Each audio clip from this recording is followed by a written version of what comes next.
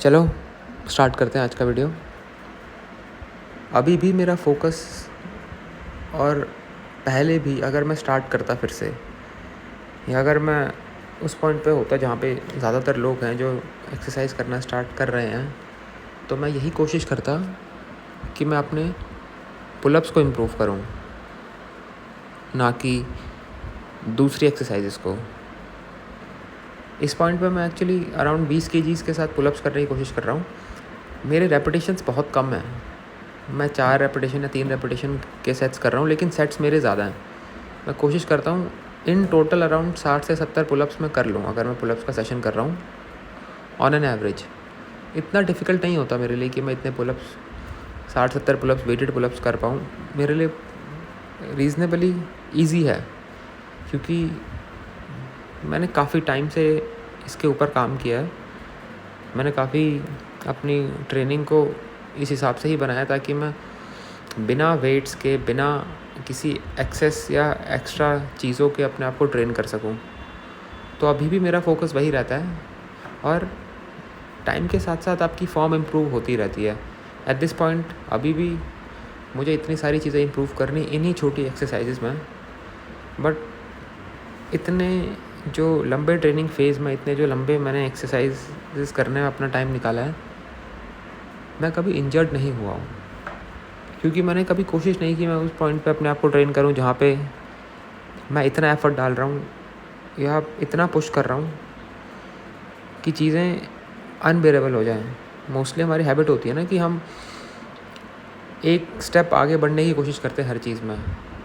तो जब हम वो करते हैं तो उसके लिए हमको थोड़ा सा और एफ़र्ट डालना पड़ता है।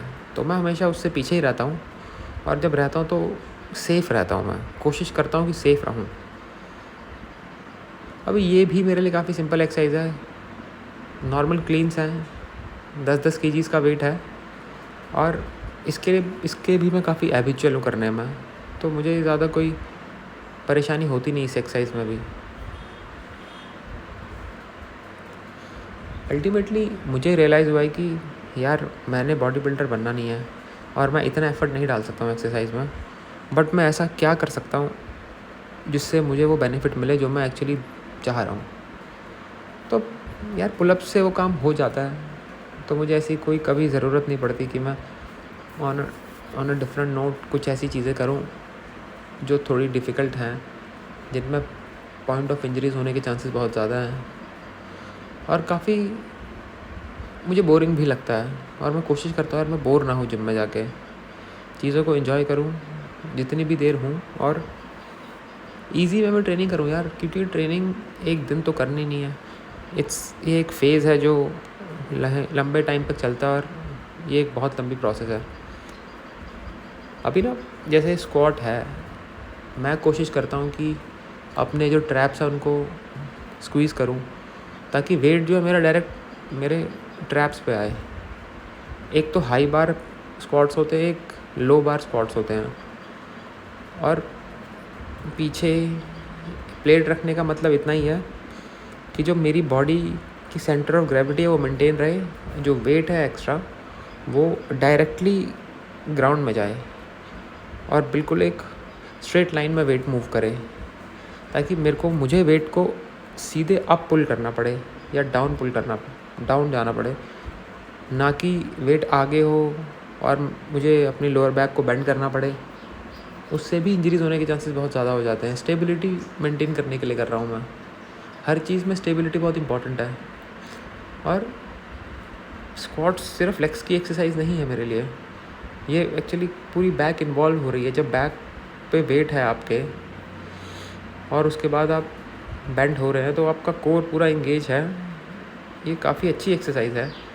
बस है कुछ लोगों को आती है, कुछ लोगों को नहीं आती है, और मैं भी अभी बहुत ही इनिशियल फेज़ पे हूँ इस एक्सरसाइज के।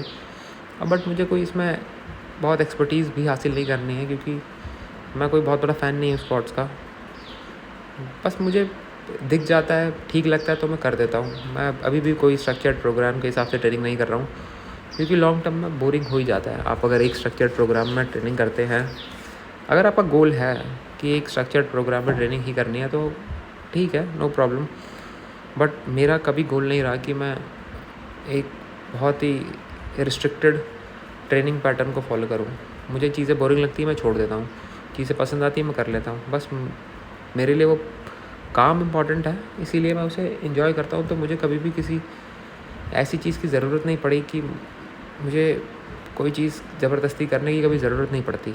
तो मुझे अच्छा लगता है, इसलिए मैं एक्सरसाइज कर लेता हूँ। बाकी से भी मैं यही कहना चाहूँगा कि अगर तुमको मज़ा नहीं आ रहा तो ज़्यादा टाइम तुम कर नहीं पाओगे।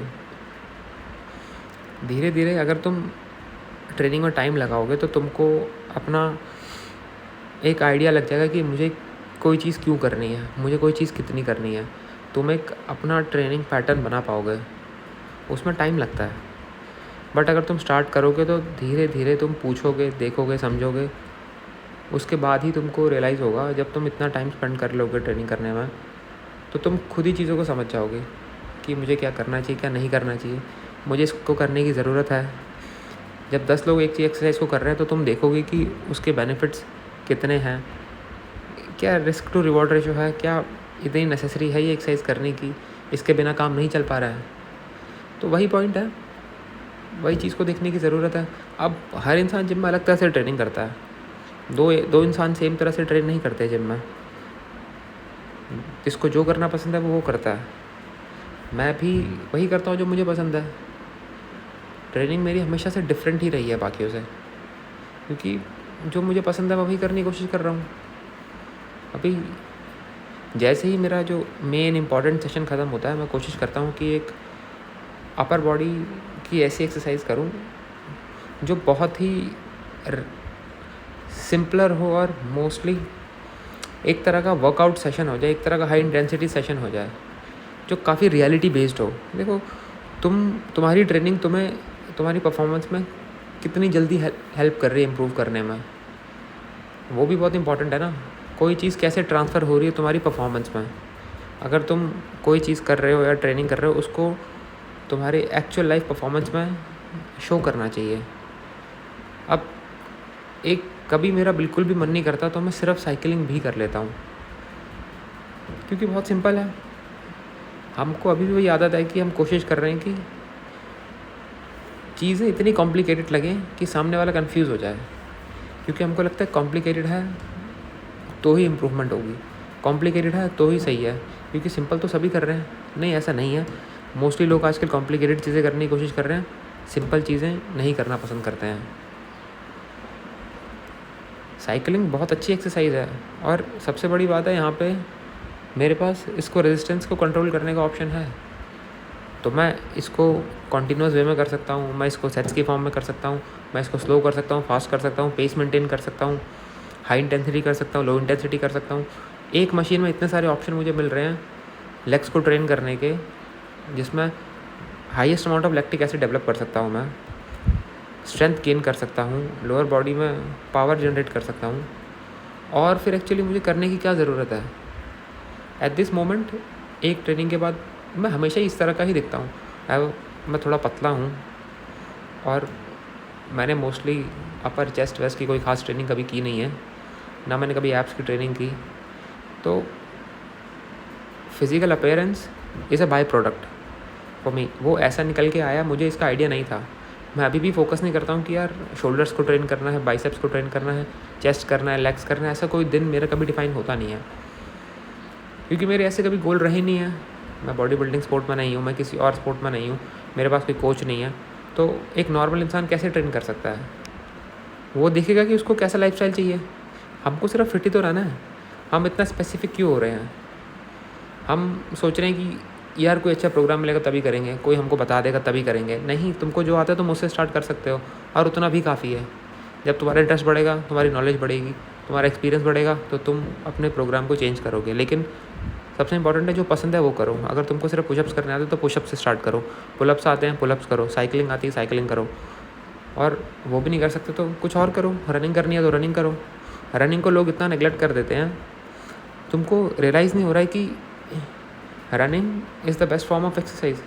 क्योंकि जो फीलिंग रनिंग करने के मोमेंट में आती है, जो इंटेंसिटी रनिंग दे सकती है, जो फीलिंग जो हमारी हार्ट बीट होती है, जो माइंड हमारा उस मोमेंट में होता है, और डिफ़िकल्टी ऑफ लेवल रनिंग में काफ़ी ज़्यादा रहता है। अगर तुम एक हाई इंटेंसिटी हाई पेस में रनिंग करना स्टार्ट कर रहे हो तो वो फीलिंग बहुत डिफरेंट है। हमें उसको ज़्यादा से ज़्यादा एक्सपीरियंस करने की ज़रूरत है।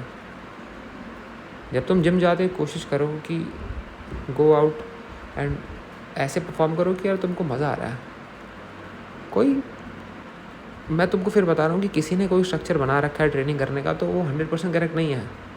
और बॉडी बिल्डिंग एक बहुत नया स्पोर्ट है, इनकी एक्सरसाइजेज बहुत न्यू है।